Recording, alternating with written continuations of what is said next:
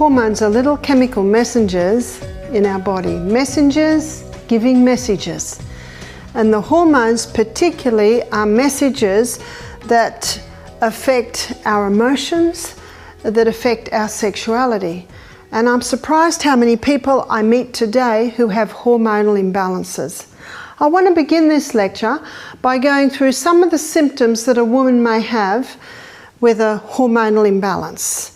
When a young girl gets or develops breasts at the age of 8 and gets her periods at 9, that is a hormonal imbalance. Do you know what normal is? Most people don't know what normal is today. Normal would be between 16 and 18 years of age, but you hardly ever hear of a girl where such a thing happens today. Most girls are getting their periods about 13, and that still is fairly reasonable, but when a young girl is getting her periods at 9, that is definitely a hormonal imbalance. Another symptom of a girl having a hormonal imbalance would be her very heavy periods, very painful periods. Also tender breasts at period time. Premenstrual tension is a symptom of a hormonal imbalance. How many men and women think that that is normal? But it is not. Another symptom of a hormonal imbalance in a woman would be depression, heart disease, cervical cancer, also cysts on the ovaries, fibroids in the uterus, endometriosis, breast cancer. These are some of the symptoms of a woman having a hormonal imbalance. What about a man? A hormonal imbalance in a man can be revealed in a few ways. One is low sperm count, PD, called penile dysfunction, inability to hold an erection. Another symptom of a man having a hormonal imbalance would be prostate problems. We didn't even know what the word prostate meant 20 years ago. It's almost a household name today. Another symptom, too much of a female hormone can cause a man to be effeminate, and too much of the male hormone in a female can cause a woman to be masculine. So see, these are some of the symptoms of a hormonal imbalance in men and women. What I want to do now is I want to show you how the monthly cycle should run in a woman. And then I want to show you what throws the monthly cycle out. And then I want to end this lecture by showing you how you can bring that cycle back into balance. Notice that our sex hormones are made from cholesterol. Very important lipid in the human body is cholesterol. You can have too high cholesterol levels and you can have too low cholesterol levels. Anything under 3 is too low. In fact, ideally, a person should not go under 3.5. From cholesterol, the body makes pregnenolone, and from pregnenolone, the body makes progesterone. Progesterone is a key hormone because from progesterone, estrogen is made, from progesterone, testosterone is made, and from progesterone, our adrenal hormones are made. I'm going to explain the monthly cycle like a dance, because it is like a dance. Different players come onto the stage at different times of the month. Let me introduce you to our star players in the dance. One is progesterone, and progesterone is going to be wearing a green dress. And progesterone's nickname is happy hormone. Can't have too much of this one, can we? The other player in the dance is estrogen, and estrogen is going to be wearing a red dress, and estrogen's role in the human body is that of a cell proliferator, causing massive cell growth. It is estrogen that causes a skinny young girl to develop into a beautiful, shapely woman, but if estrogen levels remain high, that beautiful, shapely woman can get out of shape. Day 1 of the cycle is the day that a woman begins to menstruate. And day 1 of the cycle, progesterone levels are low, or progesterone is backstage, so to speak. Day 1 of the monthly cycle, estrogen levels are also low. But by day 7, estrogen levels rise up until day 11. Estrogen is now the star player in the dance. What effect does estrogen have at this time of a month in a woman's body? Let's go to the stage where the dance is played out. These are the reproductive organs of a woman's body. This is her uterus. These are her fallopian tubes. These are the ovaries, and that is the birth canal. And between the birth canal and the uterus is the cervix, right in there. What effect does estrogen have at this time of the month? Estrogen causes massive cell growth in the lining of the uterus, causing the blood nest to develop. As a cell proliferator, that's what it's good at, causing massive cell growth. Estrogen is also causing massive cell growth in the ovaries, causing an egg to develop. Estrogen also causes a form of lubricant to be released in the birth canal. By day 14, a fully developed egg bursts forth from the ovary. The little filaments on the end of the fallopian tube grab that little egg and pull it up into the fallopian tubes. The fallopian tubes are ever moving forward like this, causing that egg to move up, up. The hole where the egg bursts forth develops a blister, and that blister is called the corpus luteum. I'm writing corpus luteum in green because corpus luteum is the main site of progesterone production in a woman's body. Can you see by this illustration how important it is for a woman to ovulate every month? Because every month that the woman ovulates, her corpus luteum is made, ensuring proper levels of progesterone. And as you can see, progesterone is a very important hormone as the precursor for all the other hormones. So by day 14, 15, 16, estrogen is given the message it can go backstage now. No need for estrogen anymore. We have our blood nest, we have our egg, we have our lubricant. By day 14, with the development of corpus luteum, progesterone levels begin to rise. At this time of the month, progesterone is having a ripening effect on the lining of the uterus, putting the finishing touches on the uterus. I liken progesterone to the plasterers and the painters. Progesterone has another effect. As the happy hormone, it heightens a woman's mood at this time of the month to the point of increasing her sexual desire at this time of the month. But progesterone has another effect, and that is on the cervix. This little plug in here, which is the seal between the birth canal and the uterus. Let me magnify it for you and show you what's happening. Usually, the cervix looks like that, two lips with a mucus plug. Under the effect of progesterone, the mucus plug goes, the lips come up a little tighter, and also, as well as that, a special form of lubricant is released around the cervix, designed specifically to facilitate the entry of sperm up into the uterus. So you can see the stages set for the entry of man. Did you know that between 500 and 200 million sperm are released with one ejaculation?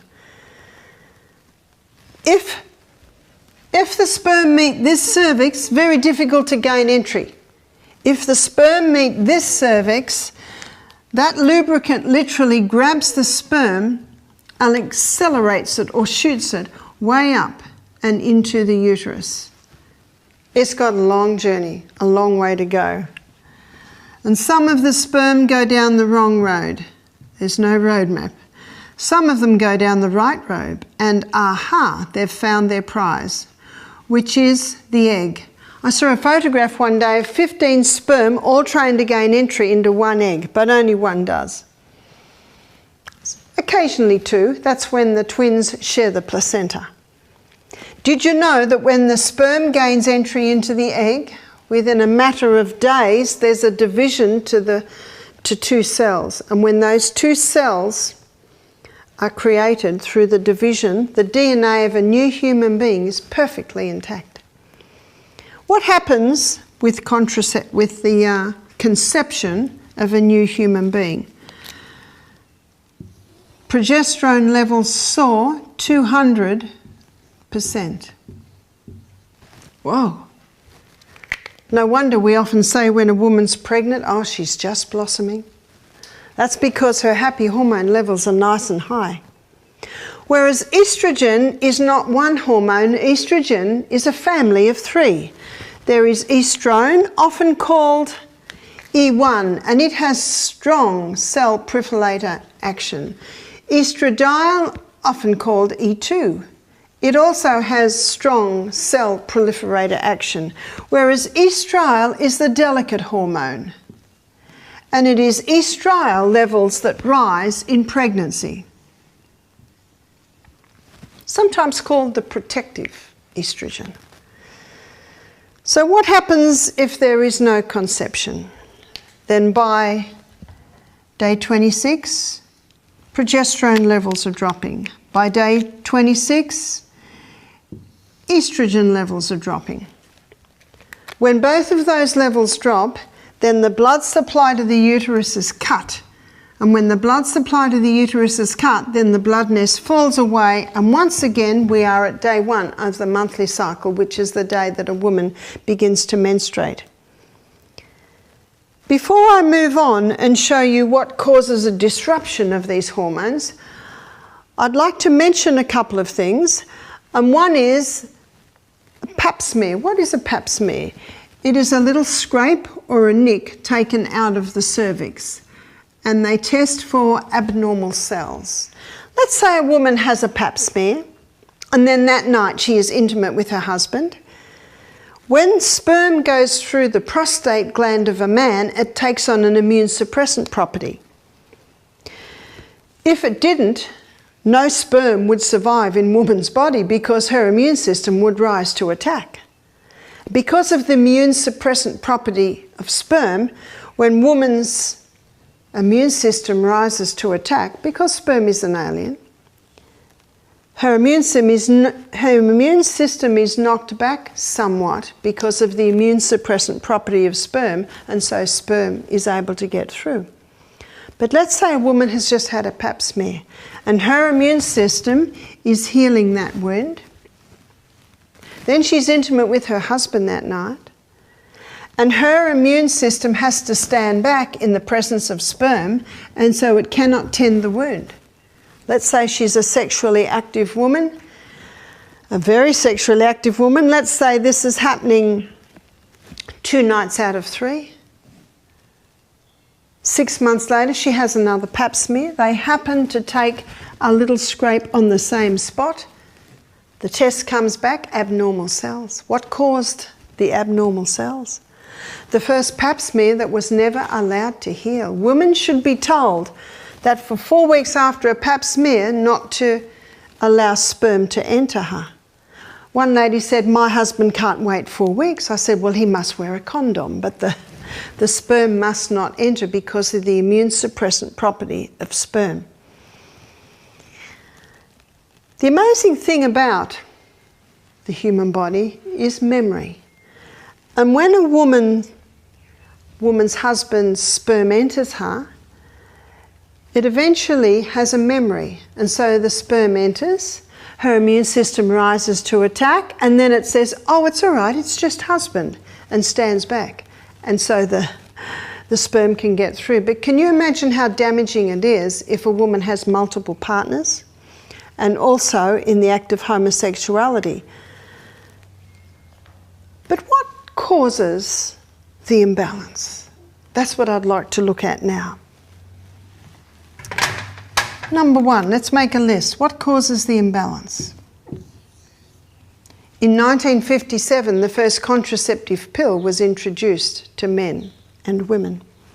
Why do I say men?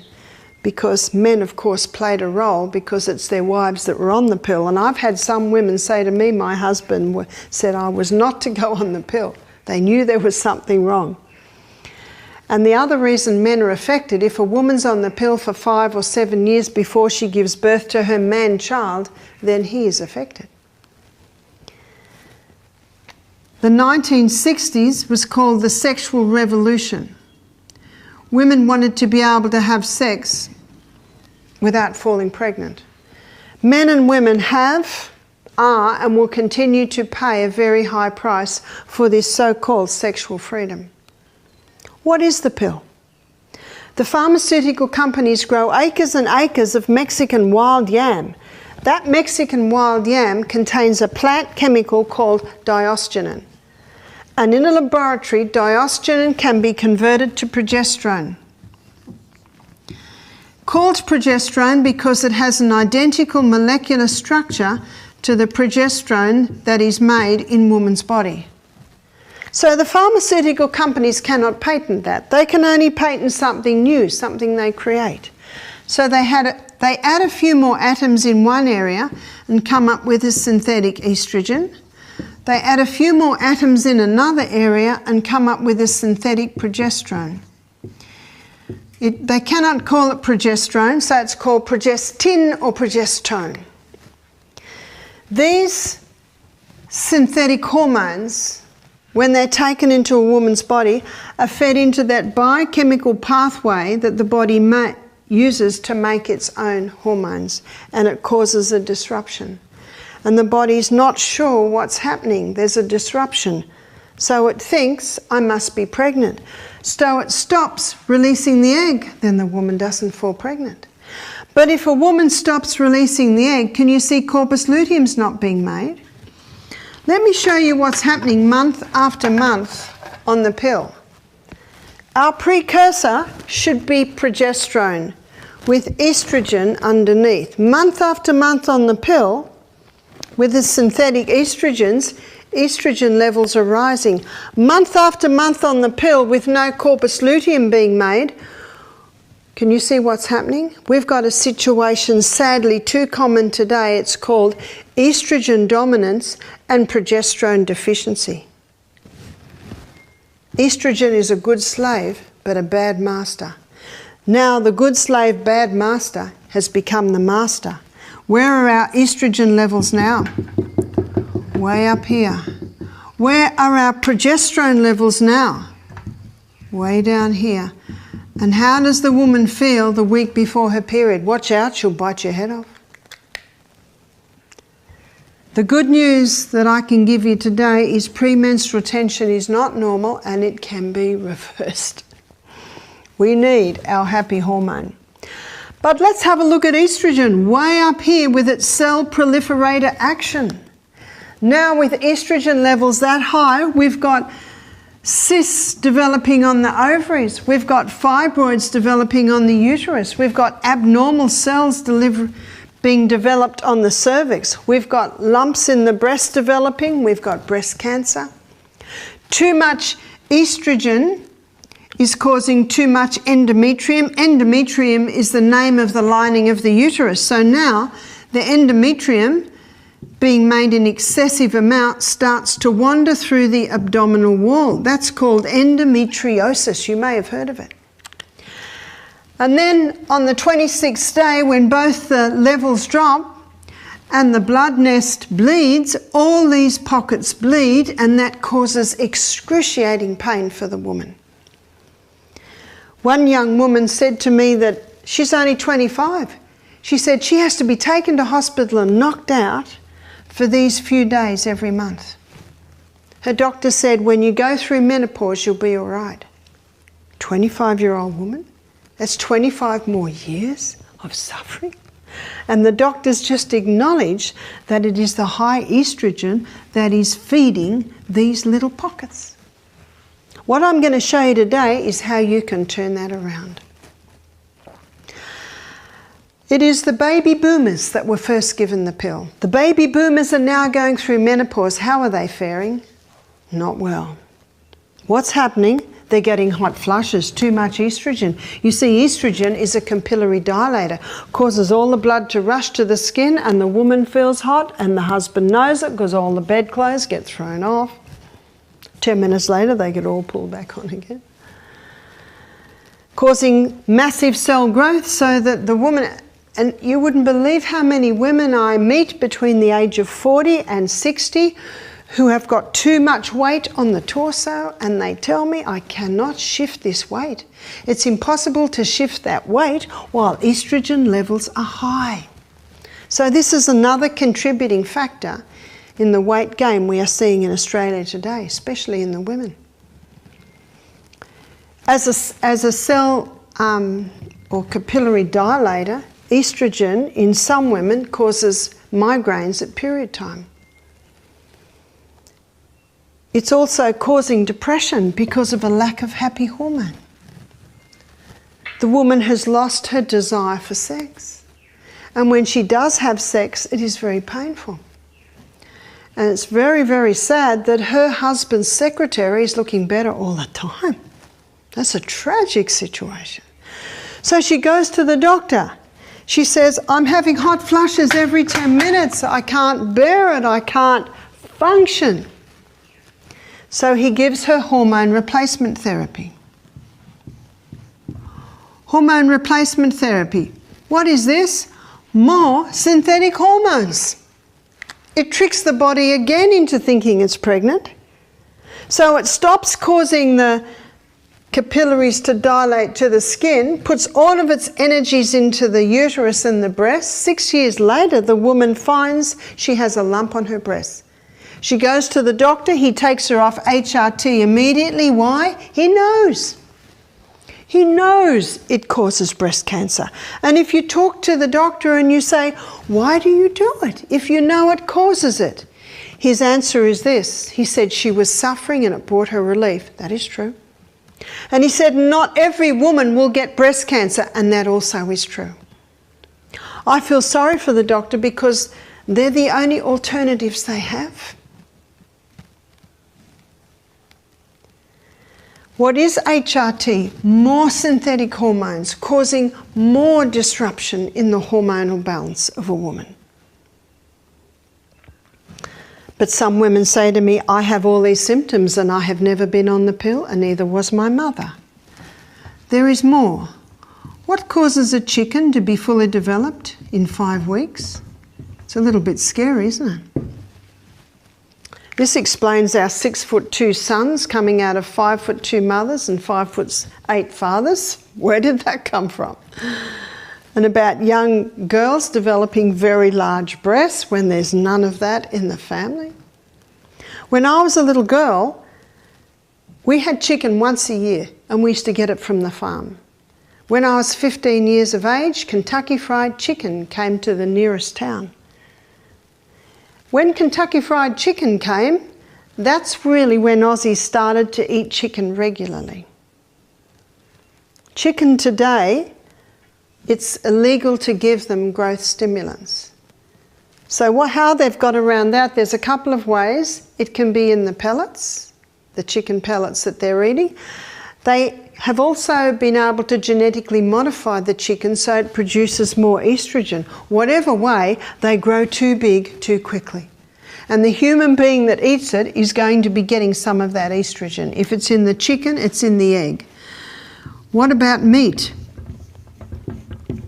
It's against the law for Australian cattle farmers to give their cattle growth stimulants. But we had a cattle farmer's wife do our program, and she confirmed to me, she said, once a fortnight they knock on our door.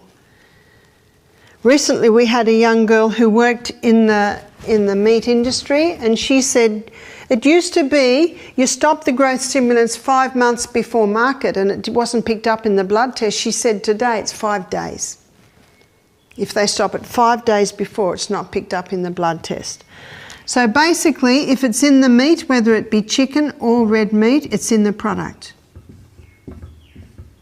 What about fish? Well, when you've got 80% of women on the pill or HRT going to the toilet, the sewage goes out to sea, the fish are feeding on the sewage, they're finding female fish with male tendencies, male fish with female tendencies. Lentils are sounding more attractive all the time, aren't they? What about the girl that said, but I've never been on the pill, either of my mother, and I'm a vegetarian? There's more. Plastics.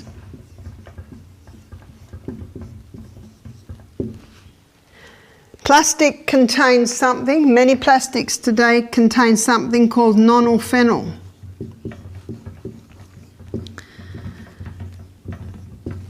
Estrogen has a phenyl ring, and that phenyl ring is the key that unlocks the door into the estrogen receptor site on the cell. So plastics that contain nonylphenol or bisphenol A. Bisphenol A is what is found lining most tins, and the nonylphenol is what makes plastic soft.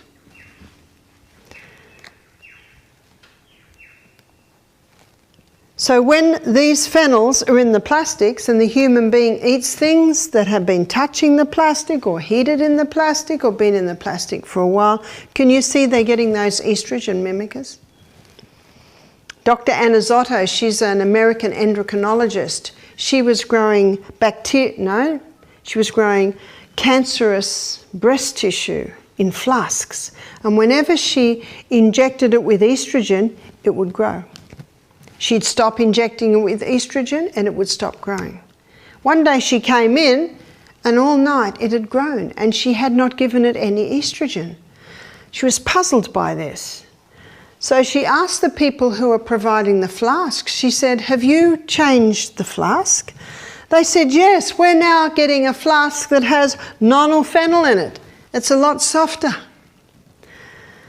So the nonylphenol in that flask was feeding the cancerous breast tissue. I think it's impossible to get away from plastics. It's handy stuff, but be very mindful of food's exposure to it. You can get some plastics that don't have nonylphenol, those hard plastics don't. If you have a kettle, get a glass kettle or a stainless steel. Just be mindful of the dangers.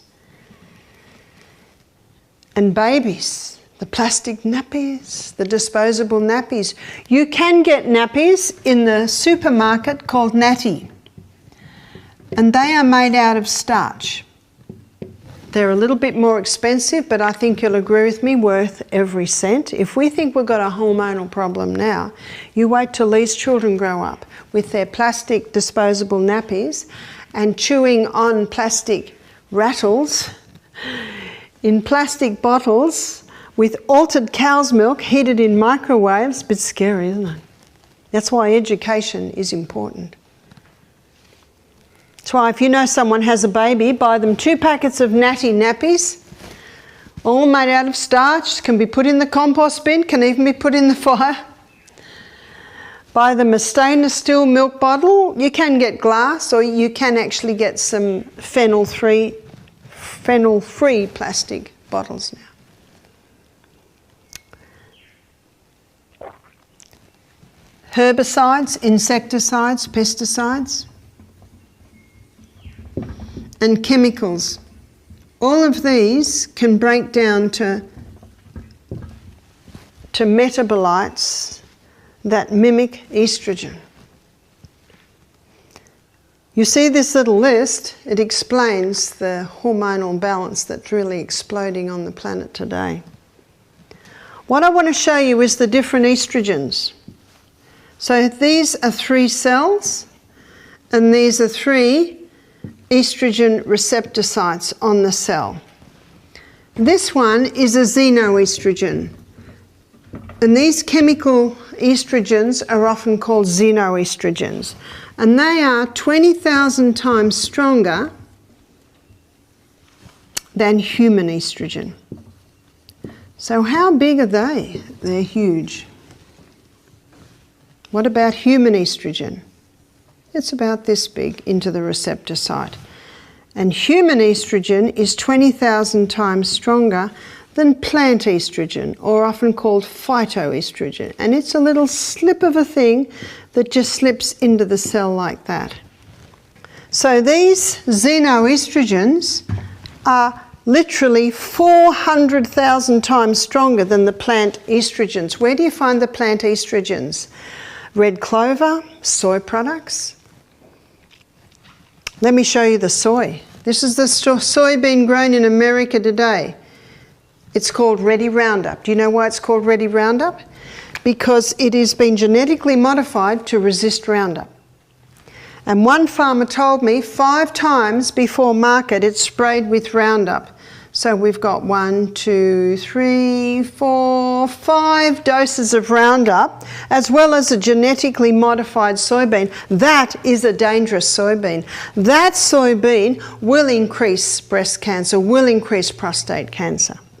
But it's a pity to throw all soybeans out, because if you can buy an organically grown, non-GMO soybean, it's probably got the most anti-cancer properties of any food on the planet. So make sure you buy soy that is organically grown, non-GMO. So how can we turn this around? If you don't turn the tap off, you're still going to be mopping up in the other corner. So number 1, eliminate. Stop the pill. Stop HRT.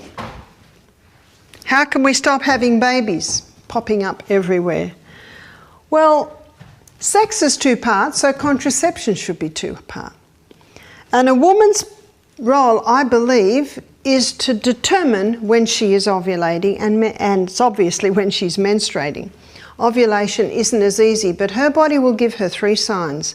One sign is that her temperature changes. It can be as simple as her taking her temperature every morning before she gets out of bed, and she will find that her temperature will go like this, then drop and go up onto a higher plane.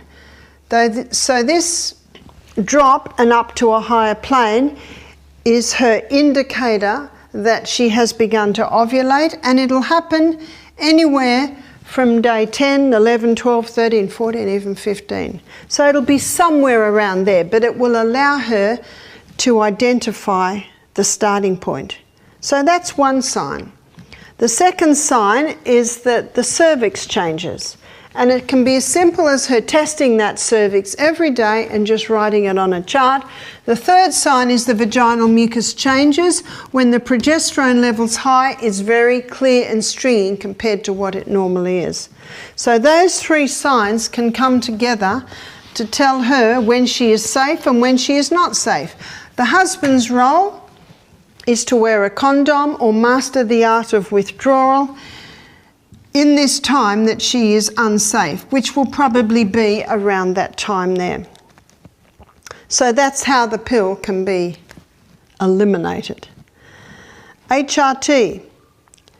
When this is implemented, this list that I'm giving you now, I have seen many get off hormone replacement therapy.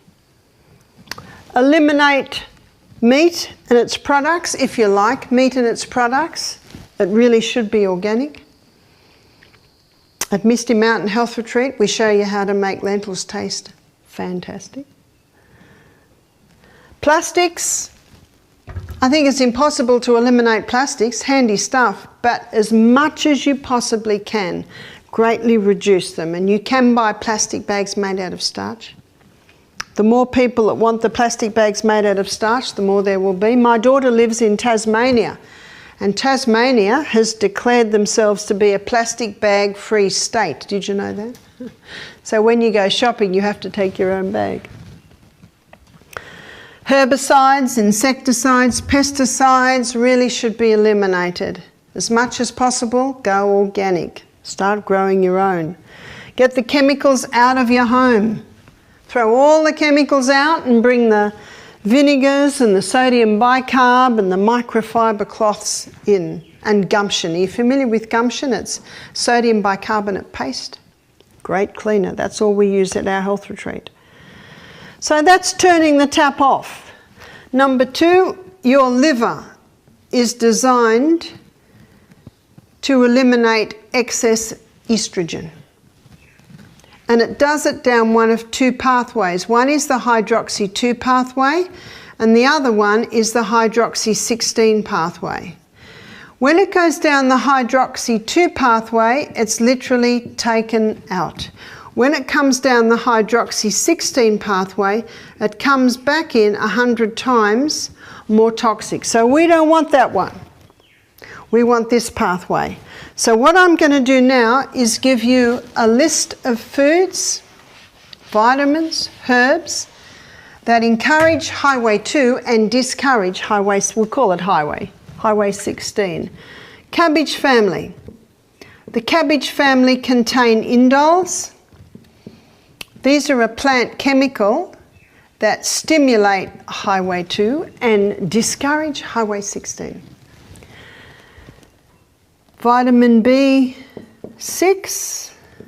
B9 and B12. These 3 vitamins stimulate highway 2 and discourage highway 16. Licorice, if you have high blood pressure, don't take the licorice. I'm referring to the herb. There is a tea you can buy and it's called Blackadder. And this tea contains licorice, peppermint and aniseed. It's quite a delicious tea. It can be as simple as having 1 or 2 cups of those teas a day. And flaxseed. Flaxseed contains lignans, and lignans encourage highway 2 and discourage highway 16. So number 1's turning the tap off. Number 2 is stimulating the liver to eliminate excess estrogen. And number 3 is an Australian cream called the Anna's Wild Yam Cream. The Anna's Wild Yam Cream is a cream that contains diosgenin. And this diosgenin, when it is applied to the skin and taken up by the fat cells, it stimulates this pathway in your body that your body uses to make its own progesterone. The Anna's Wild Yam Cream does not contain progesterone. What it does is this diosgenin stimulates the pathway that your body uses to make its own progesterone. And by stimulating the production of progesterone, you automatically balance the estrogen, testosterone, adrenal hormones, whether you be man or woman. Progesterone's the hormone that ideally should be stimulated. How long should it be applied for? When I was overseas a few years ago, I met a young girl who was menstruating at 9, and I advised her mother put her on the Anna's Wild Yam Cream for at least 1 year. I met a 92-year-old woman who was on the Anna's Wild Yam Cream. She had osteoporosis. You see, progesterone boosts bone-building cells. So everyone with osteoporosis should consider the Anna's Wild Yam Cream, because boosting that progesterone stimulates the bone-building cells. You see, osteoporosis has a hormone factor. What a woman will do is she'll apply it every morning and every night, 1/3 of a teaspoon. And she alternates her spots. So tonight, she might apply it to her face, and then in the morning to her throat. Then the next time her chest, next time inside of arms, next time abdomen, next time inside of thighs. So she alternates the site of application of the Anna's Wild Yam Cream, and that keeps the body reactive. And she will do this for 3 weeks a month. If she is still menstruating, she applies it at these 3 weeks. And notice it's when the progesterone is the highest, and she stops for the week that she is menstruating. If a woman is not menstruating anymore, she just chooses 3 weeks of the month where she applies the cream. One lady said to me, I tried the Anna's Wild Yam Cream and it didn't work. I said, how long were you on it for? She said, 2 months. Let me show you what's happening after 2 months. Remember? The imbalance is like this. After 2 months, it's probably like that. That's why it's important to be on it for at least a year, so we can get that balance around to where it should be. How long will it take? It will depend on many things. Some women have been out of balance for several generations. The good news is it won't take several generations to get them back into balance, but it may take a year or two. If a woman is on it for a year and then she stops, and within a couple of weeks her symptoms return, her body is really literally saying, a little bit longer, please. One lady told me that. So she went back on it for another 6 months. Then she stopped. And when she stopped that time, she found that her symptoms did not return. One lady said to me, thank you for giving me my daughter back. Now, I didn't give her her daughter back. I actually showed her I gave her the information, and as she applied it, her daughter's moods certainly became a little bit better, because premenstrual tension should not be happening. What about a man? Because men are not cyclic, a man will apply it once a day, like aftershave, and he does not have the break in the month. Why would a man apply the Anna's Wild Yam cream? Well, excuse the French, but one man said to me, it just puts lead in my pencil. Another man said to me he decided to begin implementing the Anna's Wild Yam cream instead of taking his hormone injection that he was taking every 3 months for prostate cancer. He made a decision to implement these 8 laws of health, start having the Anna's Wild Yam cream every morning. And his wife emailed me 10 months later. She said, we have had amazing results with these simple lifestyle changes. She said, my husband had been having hot flushes, 4 or 5 a day on the hormone injection, and he was developing breasts. He was late 60s. She said, since we've changed our lifestyle, implemented the laws of health, we're drinking more water, we've stopped our coffee, we're exercising every day, we're going to bed earlier. She said, since we have implemented those lifestyle changes, I also have lost weight. My energy levels are great. But she said, my husband's hot flushes have stopped, his breasts have gone down, and we just had a test for his testosterone levels, and she said they were the best they've been for years. This is on the simple Anna's Wild Yam cream and changing the lifestyle habits. What I love about this cream is it's working with your body. It's working with the needs of your body. It's working with how your progesterone works, so it just boosts it. Number 4 is the 8 laws of health. Florence Nightingale called them the laws of nursing. Dr. Jackson from New York, he called them laws of life. They are the 8 principles or the 8 laws of health. I had a lady come into our program and she got dramatic changes. All her hot flushes stopped. She started to lose weight. 6 months later, she emailed me and she said, Barbara, things have just stopped. So I began to question her on any changes she'd made lately. And she went, oh dear. I said, what is it? She said, I just realised that the last month I've started to have a cup of coffee a day. That 1 cup of coffee a day with just 1 teaspoon of sugar a day had been enough to stop her body balancing, and it had brought the imbalance back again. So this is where the law of temperance comes in, which we'll be looking at tomorrow, looking at the things that can damage the body. And most people are unaware of how dangerous caffeine and sugar are. But they both of themselves, together and of themselves, can cause a disruption in the hormones in the human body. Sometimes I get a woman that rings me back and says, I need a bit more help. There are some herbs that you can take that can give this a boost. One is Dong Quai. Another one is black cohosh. And another one is red clover. Red clover is a phyto or plant that contains the diosgenin. It's quite powerful at helping the balance.